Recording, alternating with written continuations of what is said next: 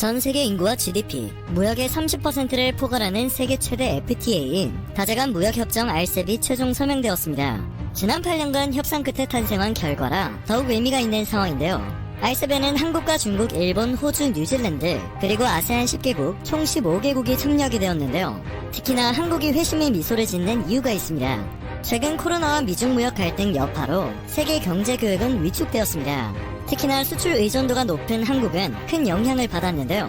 RCEP으로 시장 다변화를 통한 경제 영토를 넓히게 되어 글로벌 공급망 재편 움직임에도 효과적으로 대응이 가능할 것으로 보입니다. 또한 한국은 아세안과의 협력 강화로 신남방 정책 추진에도 속도를 붙이게 되었습니다. 지난해 한국의 대 RCEP 수출액은 2,690억 달러입니다. 전체 수출의 절반을 차지하는 수준이었죠. 그런데 RCEP에서 아세안 10개국은 한국에게 상품 시장을 추가로 개방하게 되었습니다. 2007년 발효되었던 한 아세안 FTA에서 관세 철폐율은 79.1에서 89.4% 수준이었는데요. 상품 시장을 추가로 자동차 부품과 철강 등의 품목별 관세 또한 추가로 없어져 관세 철폐율을 국가별로 91.9%에서 94.5%까지 끌어올리며 엄청난 이득을 얻게 된 상황입니다.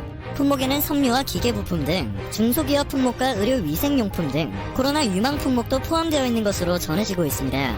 한국은 RCEP 참여국 15개국 가운데 일본을 제외한 나머지 국가와 이미 개별적으로 FTA를 체결한 바 있습니다. 그렇기에 큰 의미가 없지 않느냐는 의견도 찾아볼 수 있는데요.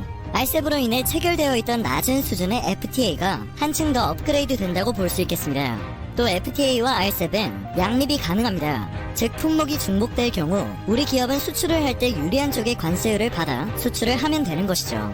또한 RCEP 참여국 전역에서 재료를 조달하고 가공하더라도 원산지 누적을 인정받을 수 있습니다. 지금까지는 한국이 중국에서 재료를 수입해 호주로 수출하는 경우 한국 물량만 원산지로 인정됐지만 앞으로 중국 물량도 원산지 누적으로 인해 관세 혜택을 받을 수 있는 것입니다.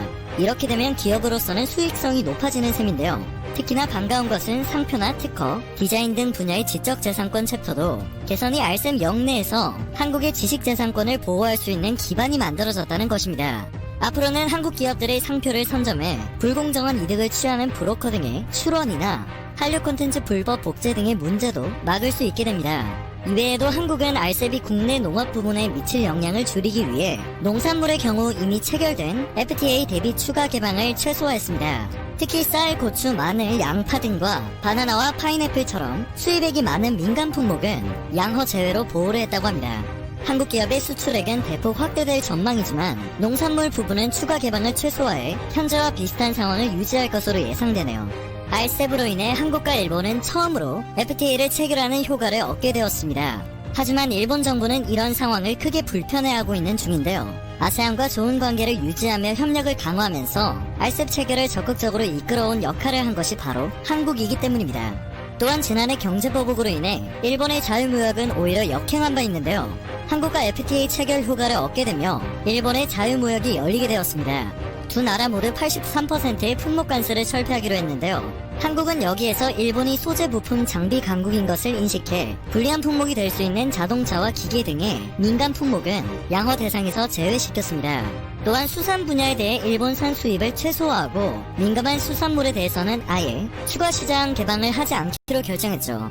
똑부러진 한국의 결정이 불편하지만 일본도 다자간 무역협정인 RCEP에서 마냥 고집을 부릴 수는 없었습니다. 그리고 현재 중국은 서명식 이후 RCEP을 중국이 주도하는 협상이었던 것처럼 행동하고 있는데요.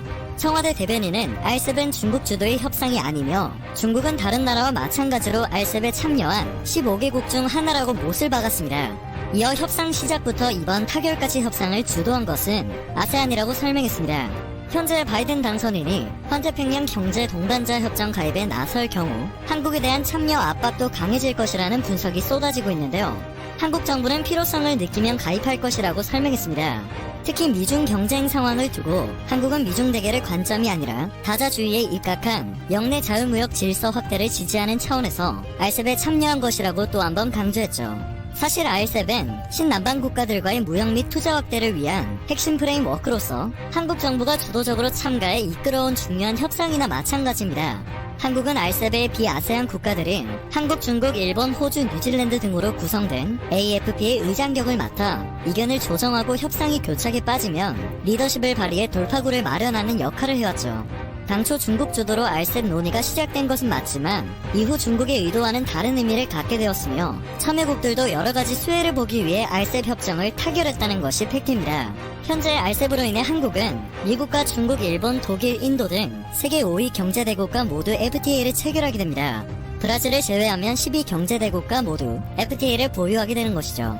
국내적으로 현재 무역 적자가 굉장히 심한 상태인 인도는 이번에 서명을 하지 않았지만 만일 인도 가입마저 실현된다면 지구촌 인구 절반이 RCEP 블록으로 편입됩니다. RCEP으로 한국 경제는 엄청난 긍정 효과를 얻게 되며 최대 0.51%의 경제 성장 효과를 얻을 것으로 전망되고 있습니다. RCEP이 우리 경제 대전환의 또 하나의 초석이 되길 기대해봅니다.